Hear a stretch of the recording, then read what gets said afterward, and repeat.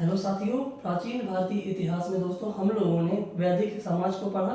वैदिक समाज में दोस्तों ऋग्वैदिक काल, उत्तर वैदिक काल था, जो कि ऋग्वैदिक जो 1500 से 1000 ईसा पूर्व, उत्तर वैदिक 1000 से 600 ईसा पूर्व। इसके बाद दोस्तों हम लोग धार्मिक आंदोलनों को पढ़ने जा रहे हैं। छठी शताब्दी ईसा पूर्व में उत्तर भारत में मध्य गंगा घाटी क्षेत्र में मगध साम्राज्य की नींव पड़ी। वहीं दूसरी ओर वैदिक कर्मकांडों एवं दोषों के खिलाफ धार्मिक बौद्धिक आंदोलनों की शुरुआत हुई। साथियों, इसका मतलब ये है कि जो 600 ईसा पूर्व था, उत्तर वैदिक काल के बाद का काल, उसमें दोस्तों मध्य गंगा घाटी क्षेत्र में मगध साम्राज्य का उदय हुआ। यहाँ पे दोस्तों हम छठी शताब्दी ईसा पूर्व में 16 महाजनपदों को भी पढ़ेंगे, जो कि काशी, कौशल, अंग, मगध, वज्जी, मल्ल, चेदी, वत्स, कुरु, पांचाल, मत्स्य, सूरसेन, अश्मक, अवंती, गांधार, कंबोज है। वहीं दूसरी ओर दोस्तों जो उत्तर वैदिक काल में दोस्तों वैदिक कर्मकांड जो बढ़ रहे थे, उन दोषों के खिलाफ धार्मिक बौद्धिक आंदोलनों की शुरुआत हुई, उनको भी हम पढ़ेंगे। दोस्तों छठी शताब्दी ईसा पूर्व को रामशरण शर्मा के अनुसार नगरीय क्रांति कहा गया है, और गोविंद चंद्र जो पांडे हैं, वह अभिसंबोधि युग कहते हैं छठी शताब्दी ईसा पूर्व को। छठी शताब्दी ईसा पूर्व में लोहे की बढ़ोतरी के कारण सैनिक साजो सामान तथा अस्त्र शस्त्र में क्रांतिकारी परिवर्तन आया। लोहे द्वारा वनों की सफाई हुई एवं लोहे के हल ने कृषि उत्पादन क्षमता बढ़ाई। इसमें शस्त्रधारी क्षत्रिय वर्ग पहले की अपेक्षा अधिक शक्तिशाली हुआ। कृषि एवं व्यापार में बढ़ोतरी से उन्हें अधिक बलि जो कर था राजस्व मिला। क्षत्रिय पुरोहितों के विरुद्ध अपनी सामाजिक एवं राजनीतिक महत्ता के प्रति सचेत हुए। दोस्तों जो क्षत्रिय वर्ग था, जो दोस्तों हम लोग पढ़ रहे हैं बौद्धिक आंदोलन, जैसे कि जैन धर्म, बौद्ध धर्म, ये दोस्तों क्षत्रियों के द्वारा ही उत्पत्ति हुई है, बौद्ध धर्म व जैन धर्म की। तो दोस्तों इन लोगों ने, क्षत्रिय लोगों ने पुरोहितों को जो भी कर्मकांड थे उनके खिलाफ आवाज उठाई। आगे दोस्तों उपनिषदों में धार्मिक आंदोलनों के लिए बौद्धिक पृष्ठभूमि तैयार कर दी थी। जो उपनिषद थे दोस्तों, वह वैदिक कर्मकांडों की निंदा करते थे, वह यज्ञों की निंदा करते थे। ठीक है, इसलिए हम लोग उपनिषदों को धार्मिक आंदोलनों के लिए बौद्धिक पृष्ठभूमि तैयार कर दी थी कहते हैं उपनिषद के लिए। महात्मा बुद्ध ने दोस्तों वैदिक धर्म हीन विद्या है, वैदिक मंत्र केवल जल विहीन मरुस्थल एवं पथहीन जंगल हैं, ये कहा है। महात्मा बुद्ध के अनुसार वैदिक धर्म हीन विद्या है, वैदिक मंत्र केवल जल विहीन एवं मरुस्थल एवं पथहीन जंगल हैं, ये कहा है। शील एवं प्रज्ञा युक्त मनुष्य ही ब्राह्मण है, ये भी महात्मा बुद्ध जी ने कहा है। शील एवं प्रज्ञा युक्त मनुष्य ही ब्राह्मण है। इस समय अनेक संप्रदाय अस्तित्व में आए, पर बौद्ध एवं जैन धर्म ही विश्व प्रसिद्ध हुए। इसमें दोस्तों हम लोग देखते हैं कि कौन कौन से मुख्य संप्रदाय आए। बौद्ध धर्म गौतम बुद्ध जी के द्वारा, आजीविक धर्म जिसे हम भाग्यवादी एवं नियतिवादी भी कहते हैं, मक्खलीपुत्र घोषाल के द्वारा, उच्छेदवादी भौतिकवादी या यदृच्छवादी, उच्छेदवादी भौतिकवादी या यदृच्छवादी अजित केश कंबलिन के द्वारा, घोर अक्रियवादी अकर्मवादी पूरन कश्यप के द्वारा, घोर अक्रियवादी एवं अकर्मवादी पूरन कश्यप के द्वारा, नित्यवादी या घोर अकृतवादी पुकुद कात्यायन के द्वारा, नित्यवादी घोर अकृतवादी पुकुद कात्यायन के द्वारा, संदेहवादी अज्ञेयवादी अनिश्चयवादी संजय वेलटुपुट या वेलठीपुत्र के द्वारा, संदेहवादी अज्ञेयवादी अनिश्चयवादी संजय वेलठीपुत्र के द्वारा या वेलपुत्र के द्वारा। ठीक है दोस्तों, ये याद कर लीजिएगा, प्रश्नोपयोगी, ये काफी जरूरत की है। ठीक है, और जैन धर्म ये महावीर स्वामी जी के द्वारा हुआ है। ठीक, जो दोस्तों धार्मिक संप्रदाय थे 6-7, उनकी सभी की दोस्तों हम लोग थोड़ी बहुत जानकारी लेंगे। जैसे कि आजीविक संप्रदाय है दोस्तों, ये मक्खलीपुत्र घोषाल का जन्म श्रावस्ती के सरावन नामक गांव में हुआ था। आजीविक संप्रदाय का जो उदय है वो मक्खलीपुत्र घोषाल के द्वारा हुआ, अर्थात आजीविक संप्रदाय के जो मक्खलीपुत्र घोषाल हैं इनके द्वारा स्टार्ट किया गया है। ठीक है, तो मक्खलीपुत्र घोषाल का जन्म श्रावस्ती के सरावन नामक गांव में गोबाहुला की गौशाला में हुआ था। इसी कारण इनके नाम के पीछे गौशाल लगा है, मक्खलीपुत्र घोषाल। इनकी माता का नाम भद्दा व पिता का नाम मंखा था। ठीक है। प्रचारक केंद्र, इनका जो दोस्तों प्रचारक केंद्र था वह श्रावस्ती में हलाहला नामक कुम्हारन का घर था। इनकी मान्यता है कि सभी प्राणी भाग्य नियति के अधीन हैं। मनुष्य के जीवन पर कर्मों का कोई प्रभाव नहीं पड़ता। वे पुनर्जन्म प्रक्रिया को मंडल मोक्ष कहते थे। यहाँ पे दोस्तों मनुष्य के जीवन पर कर्मों का कोई प्रभाव नहीं पड़ता, अर्थात मनुष्य कुछ भी कर्म करे, कुछ भी करे तो उसके ऊपर कोई प्रभाव नहीं पड़ता पुनर्जन्म के ऊपर। ठीक है, नॉर्मल ही वो पैदा होता है जैसा होना होता है। वे पुनर्जन्म प्रक्रिया को मंडल मोक्ष कहते थे। गोशाल का मत जन्म मरण सुख दुख संसार एवं मोक्ष सब अतीत कर्म के अनुसार है। यहाँ पे जो दोस्तों जो मखाली पुत्र गोशाल हैं वे अतीत कर्म के अनुसार ही जन्म मरण एवं सुख दुख का कारण बताते हैं। ठीक है। अजातशत्रु द्वारा वज्जी पर आक्रमण के दौरान, जो अजातशत्रु था दोस्तों मगध का सम्राट, उसके द्वारा वज्जी संघ पर आक्रमण करने के दौरान मखलीपुत्र गोशाल की मृत्यु हुई। मृत्यु उपरांत इस संप्रदाय के जो अनुयायी थे दोस्तों वह जाकर पूरन कश्यप एवं तुकुद का चयन के साथ मिल गए, अर्थात उनके साथ अपने धर्म का प्रचार प्रसार करने लगे। महावीर स्वामी व गोशाल की प्रथम भेंट नालंदा में हुई थी। भगवती सूत्र में इनके बीच संघर्ष का उल्लेख है। जो महावीर स्वामी हैं और मखलीपुत्र गोशाल हैं उनकी दोस्तों प्रथम भेंट नालंदा में हुई थी। ऐसे दोस्तों प्रश्न आते रहते हैं, इसलिए ये लाइन में बता रहा हूँ मैं। भगवती सूत्र में इनके बीच संघर्ष का भी उल्लेख है। ये दोनों दोस्तों 6 साल तक नालंदा में साथ रहे। आजीवक निरस्त्र रहते थे। आजीवक संप्रदाय के जो लोग थे, अनुयायी थे दोस्तों, ये निर्वस्त्र रहते थे। महाभाष्य में आजीवकों का वर्णन धार्मिक संप्रदाय के रूप में हुआ है। जो कालिदास रचित महाभाष्य है दोस्तों उसमें आजीवक हैं जो वह धार्मिक संप्रदाय के रूप में थे। ठीक है, उसमें लिखा हुआ है। आगे दोस्तों दक्षिण में दोस्तों गोशाल को अवर्णीय देवता कहा गया है। आजीवक अशोक वृक्ष की पूजा करते थे। वह हथेली पर भोजन करने के कारण हत्था पलेखन एवं दंड धारण करने के कारण एक दंडन कहलाया। ठीक है, जो आजीविक संप्रदाय था दोस्तों वह अशोक वृक्ष की पूजा करता था और हथेली पर भोजन करता था, जिस कारण इसे हत्ता पलेखन कहा गया है, और दंड धारण करने के कारण इसे एक दंडन कहा गया है। वराह मेहर आजीविकों को एक दंडन कहते हैं और बाणभट्ट जो हैं वह मस्करिन कहते हैं। दूसरा दोस्तों संप्रदाय देख लें, उच्छेदवादी।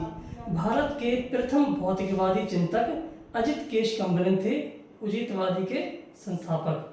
भारत के प्रथम भौतिकवादी चिंतक अजित केश कम्बलिन थे, उच्छेदवादी के संस्थापक। उनके अनुसार कर्मों का पाप या पुण्य के रूप में कोई संचित फल नहीं होता। दोस्तों उच्छेदवादी जो हैं वह कहते हैं कि कर्मों का जो फल है वह पाप या पुण्य के रूप में कोई संचित फल नहीं होता। मृत्युपरांत सब कुछ नष्ट हो जाता है। वे पुनर्जन्म में विश्वास नहीं करते थे। इनका दर्शन चार्वाक के दर्शन से दोस्तों मिलता जुलता था। तीसरा देख रहे हैं दोस्तों संप्रदाय घोर अक्रियवादी। इनके अनुसार कर्मों का व्यक्ति के ऊपर कोई प्रभाव नहीं पड़ता। इसके प्रतिपादक पूरन कश्यप थे। दोस्तों मैं इन लोगों के जो प्रतिपादक हैं उनके मैं पहले ही बता चुका हूँ। ठीक है, फिलहाल यहाँ पे लिख दे रहा हूँ। ठीक, पूरन कश्यप थे जिन्होंने श्रावस्ती में जल समाधि ली थी। घोर अक्रियवादी के जो प्रतिपादक थे वह पूरन कश्यप थे। इन्होंने दोस्तों श्रावस्ती में जल समाधि ली थी। चौथा दोस्तों देख लें नित्यवादी। इस संप्रदाय ने संसार में 7 तत्वों पृथ्वी जल अग्नि वायु सुख दुख एवं आत्मा को नित्य माना। इसके संस्थापक पुकुद कात्यायन थे। नित्यवादी के संस्थापक पुकुद कात्यायन थे। ये दोस्तों चौथा संप्रदाय है। ठीक है, आगे भी हम लोग देख रहे हैं, 1-2 और बचे हुए हैं। आगे दोस्तों संदेहवादी उसको देखेंगे संप्रदाय को। संजय वेलुतपुत्र, संजय वेलुतपुत्र इसके जो संस्थापक थे। इन्हें कुलबुलाने वाले सर्पमीन की संज्ञा दी गई है। जो संजय वेलुत पुत्र थे, इन्हें, ये संस्थापक थे संदेहवादी के, इन्हें कुलबुलाने वाले सर्पमीन की संज्ञा दी गई है। सारीपुत्र व महामोदगारायण बुद्ध संघ में जुड़ने से पहले दोस्तों संजय वेलठीपुत्र के शिष्य थे। इन्हें दोस्तों संजय वेलठीपुत्र भी कहा जाता है और संजय वेलुपुत्र भी कहा जाता है। इन्होंने न किसी मत को स्वीकारा और न ही किसी मत का खंडन किया। अब दोस्तों इम्पोर्टेंट जो है बौद्ध धर्म है, उसको पढ़ लेंगे हम लोग। इसके प्रवर्तक दोस्तों गौतम बुद्ध थे। इनके बचपन का नाम सिद्धार्थ और इनका जन्म 563 बीसी बिफोर क्राइस्ट या ईसा पूर्व कपिलवस्तु के लुम्बिनी ग्राम में आम्र कुंज में शाल वृक्ष के नीचे शाक्य क्षत्रिय कुल में हुआ था। ये दोस्तों मैंने पूरी डिटेल ही आपको लिख दी है कि इनका जन्म किस बाग किस पेड़ के नीचे हुआ था। जैसे कि गौतम बुद्ध बचपन का नाम इनका सिद्धार्थ था, इनका जन्म 563 ईसा पूर्व में हुआ था और कपिलवस्तु में हुआ था, लुम्बिनी ग्राम में हुआ था, आम्रकुंज के बीच में हुआ था और शाल वृक्ष के नीचे हुआ था। शाक्य क्षत्रिय कुल के थे ये दोस्तों। कपिलवस्तु की पहचान सिद्धार्थ नगर के पिपरहवा से की जाती है। कुछ विद्वान कपिलवस्तु की पहचान नेपाल की तराई में तिलौरा कोट से करते हैं। बुद्ध के जन्म का अभिलेखीय प्रमाण दोस्तों 1895-1896 ईस्वी में जो लुम्बिनी है, लुम्बिनीदेई है, से एक स्तंभ पर लेख हित बुधे जातते शक मुनीत, अर्थात यहाँ बुद्ध का जन्म हुआ है। गौतम गोत्र था इनका दोस्तों, इसीलिए इन्हें गौतम भी कहा गया है। इनका जो गोत्र था वो गौतम था, इन्हें गौतम भी कहा गया है, जैसे कि गौतम बुद्ध। ठीक है, आगे दोस्तों गौतम बुद्ध के पिता शुद्धोधन शाक्य कुल के मुखिया, जो कि अपने आप को इक्ष्वाकु वंशीय क्षत्रिय मानते थे। दोस्तों इनका जो कुल था वो कौन था? शाक्य। ठीक है, गौतम बुद्ध के पिता शुद्धोधन थे, जिनका देहांत बुद्ध के जन्म के 7वें दिन हो गया था। वो थी इनकी माता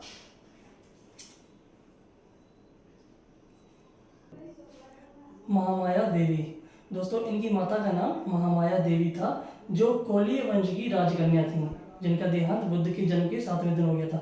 और दोस्तों उनका जो लालन पालन है उनकी मौसी प्रजापति गौतमी जी के द्वारा किया गया। दोस्तों जो कालदेवल थे और कौंडिन्य थे वह ऋषि अतिश थे।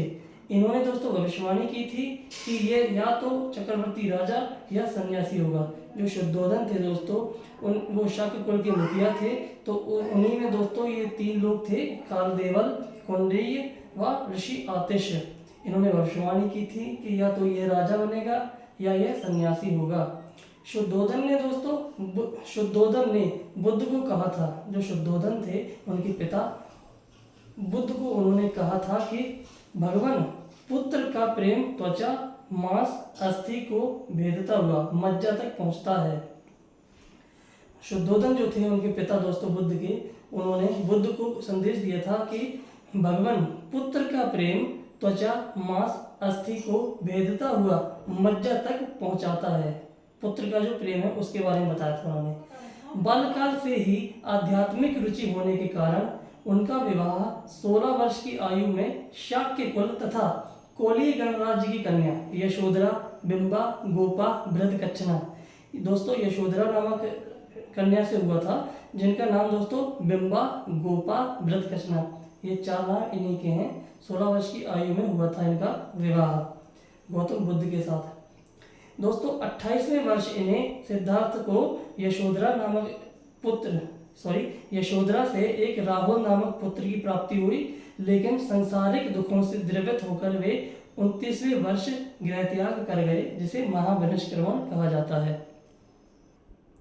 साथियों इसमें जो शुद्धोधन है, जो बुद्ध के पिता हैं, वो कह रहे हैं अपने पुत्र से कि भगवान पुत्र का प्रेम ऐसा है जो त्वचा मांस अस्थि को भेदता हुआ मज्जा तक पहुंचाता है। साथियों ये रूरल एरिया है, ग्रामीण एरिया है। यहाँ पे कभी कुछ आवाज़ आती है, कभी कोई किसी को बुला रहा है और कभी बर्तन भटक रहे हैं या कभी सीटी लग रही है प्रेशर कुकर में, तो दोस्तों इसीलिए मन भटक जाता है मेरा, तो माफ़ी चाहता हूँ। इससे आप कोई द्रवित ना हो, मैं सही दिमाग को स्थिर रख के ही पढ़ा रहा हूँ। ठीक है। और जो मेरे दिमाग पर गुस्सा है उसे भी मैं काबू कर कर ही पढ़ा रहा हूँ। दोस्तों, महात्मा बुद्ध सांसारिक दुखों से व्यथित होके दोस्तों 29वें वर्ष गृहत्याग की घटना को बौद्ध धर्म में महाविनिष्क्रमण कहा गया है। वैराग्य उत्पन्न करने वाली दोस्तों 4 दृश्य कौन कौन से हैं, ये दोस्तों मध्यम निकाय में उल्लिखित है कि कौन कौन से हैं। ठीक है, पहला दृश्य दोस्तों जर्जर शरीर वाला वृद्ध व्यक्ति। कौन सा है पहला वाला? जर्जर शरीर वाला वृद्ध व्यक्ति। दूसरा, रोगी व्यक्ति को देखा। तीसरा, मृत व्यक्ति को देखा। चौथा दोस्तों, प्रसन्न मुद्रा में एक सन्यासी को देखा। ठीक है, डी कौशाम्बी ने दोस्तों गृहत्याग का कारण शाक्यों व कोलियों के मध्य रोहिणी नदी जल विवाद बताया है। मध्यम निकाय में दोस्तों महाविनिष्क्रमण व महाबोधि का उल्लेख है। घोड़े, कंथक व सारथी छंदक के साथ गृहत्याग किया। इसके बाद अनुमा नदी के किनारे अनुवैया स्थान पर सिर मुंडवाकर भिक्षु वस्त्र धारण किए तथा कंथक व छंदक को वापस भेजा। इसी स्थान पर कालांतर में चूड़ामणि एवं कंथकराम विहार का निर्माण हुआ। ठीक है दोस्तों, गृहत्याग के पश्चात उनके प्रथम गुरु दोस्तों जो वैशाली के समीप आलारकला हुए, ये सन्यासी थे जो सांख्य दर्शन के आचार्य थे। इसी कारण दोस्तों बौद्ध धर्म पर सांख्य दर्शन का प्रभाव है। आलारकलाम ने बुद्ध को अकिंचनीयतम तथा आरूप समापित की शिक्षा दी। इनके बाद राजगृह के उद्रक रामपुत्र या रुद्रक रामपुत्र गुरु बने।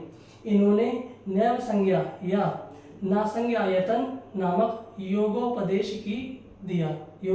दिए इन्हें। ठीक है, राजगृह के रुद्रक रामपुत्र दोस्तों इनके दूसरे गुरु हुए जिन्होंने नैव संज्ञा या नासंज्ञायतन नामक योगो उपदेश दिया। ललित विस्तार में रुद्रक रामपुत्र का आश्रम राजगृह में बताया गया है। गृहत्याग के 6 वर्ष सत्य की खोज को दोस्तों आर्य पर्यवेक्षणा कहलाता है। जो गृहत्याग का दोस्तों 6 वर्ष है इनके दोस्तों सत्य की खोज के लिए इसे दोस्तों आर्य पर्यवेक्षणा कहते हैं। मध्यम निकाय में ज्ञान प्राप्ति हेतु बुद्ध की 8 अवस्थाओं का उल्लेख किया गया है।